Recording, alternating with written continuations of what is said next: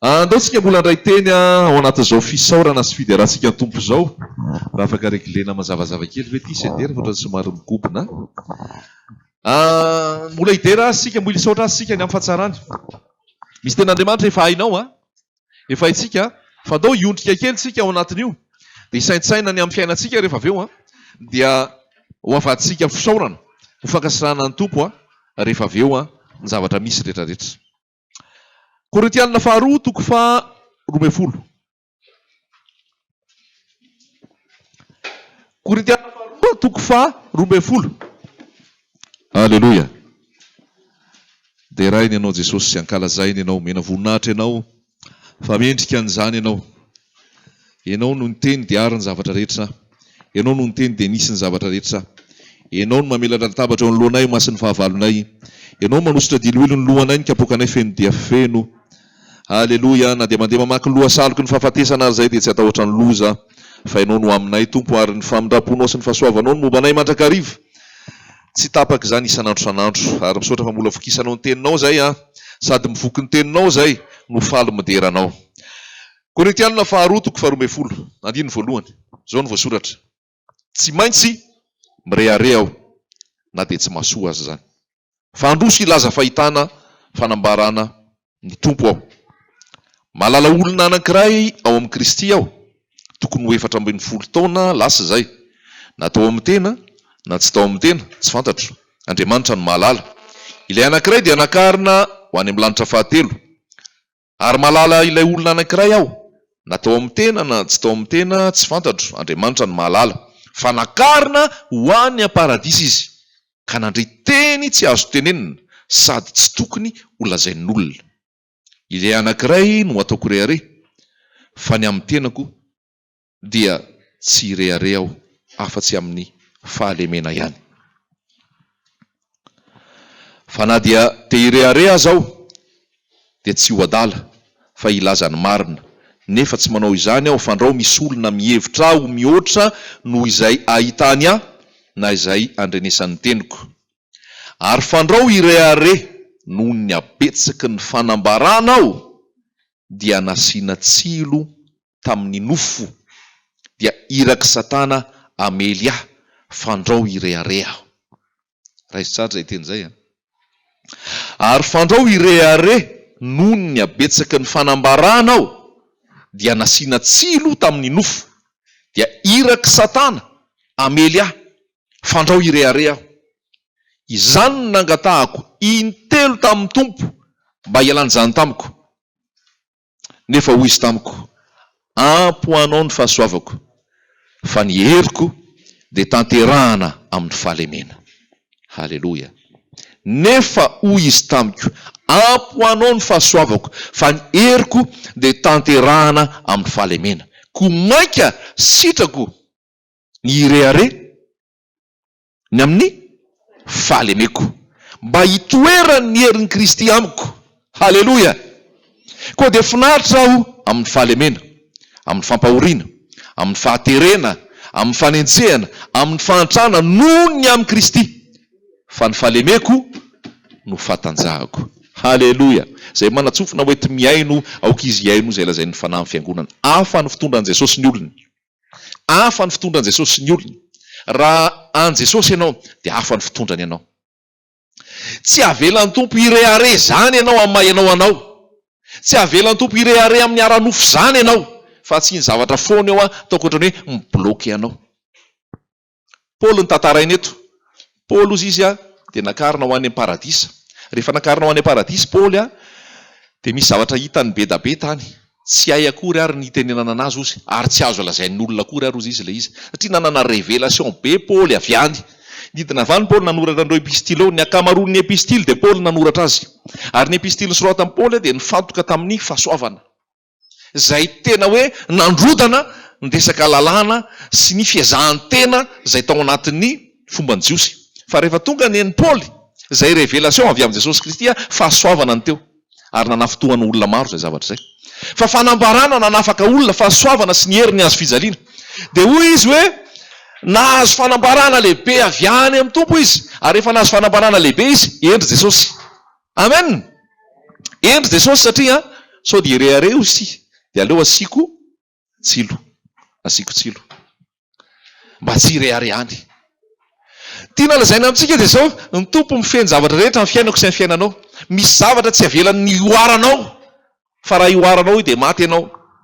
Raha ioaranao io dia reharehanao dia eboebanao dia tompo misy manakana anazy hoe atreto ihany tsy mihoatra an'ity. Halleloja. Izy koa nefa tsy mandatsaka hoe alasany aty fa hainy mifehan'io. Jesosy Kristy mikontrôla ny zavatra rehetrarehetra. Ary zavatra anankiray tadio koa anatin'io tenin'Andriamanitra io dia ozy izy hoe isany nampiasain'ny tompo anisy tsilo amin'ny Paoly. Satana no nampiasain'i Jesosy. Azonao ve zany? Na Satana zany miaiky vao miteny Jesosy dia voazordre ozy izy. Vao miteny Jesosy dia eny tompoko. Ahoana ny atao? Amely amin'ny Paoly dia lasa iraky Satana namely amin'ny Paoly. Hafakely zany fiasan'ny tompo zany a. Dia nentsika mandroaka mivoaka miala Satana efa iraky ny tompo namely amin'ny Paoly. Mila malala ny hevitry ny tompo ianao. Mila malala ny hevitry ny tompo ianao fiainanao isan'andro isan'andro.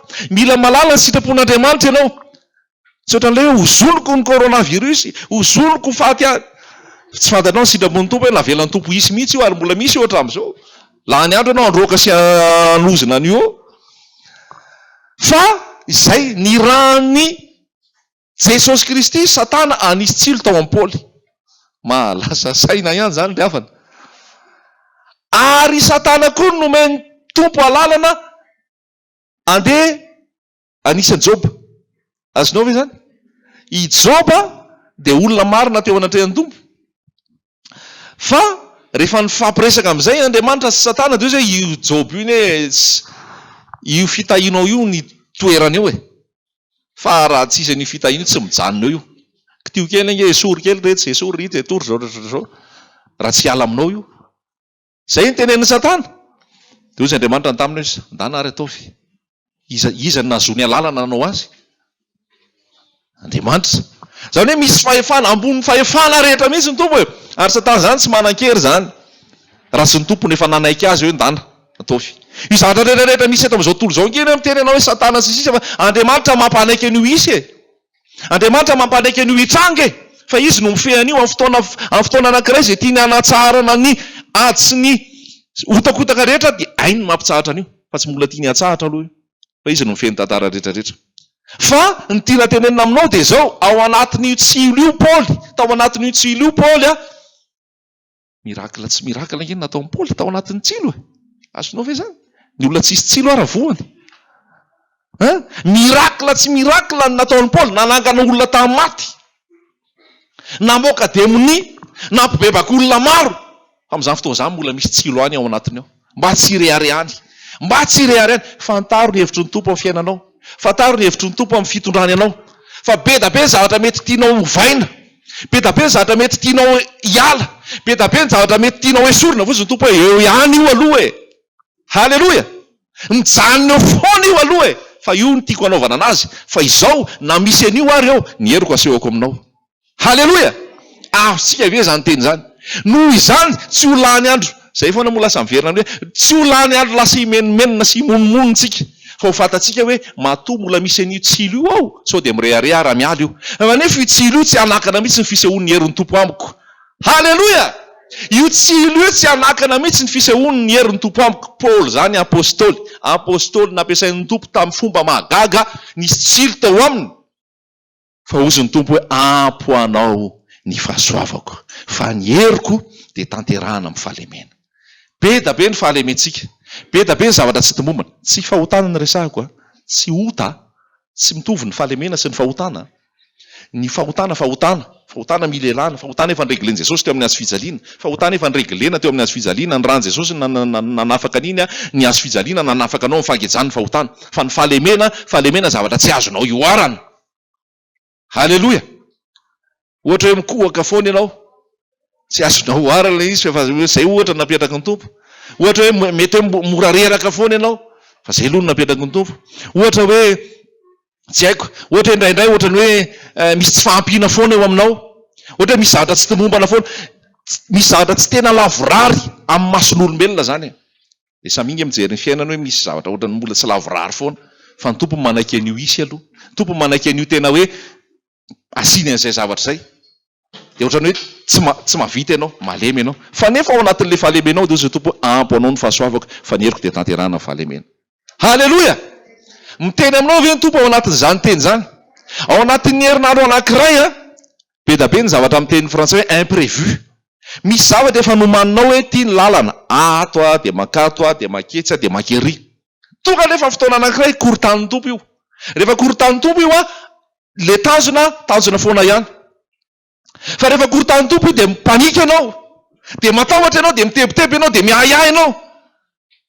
Fa nefa rehefa avy eo le tanjona tratra foana. Halleloja. Amen sasy amen. Le tanjona tratra foana fa le fomba nanaovan'ny tompo azy nakorotany aloha mba tsy hanteranao amin'le fombanao. Amen.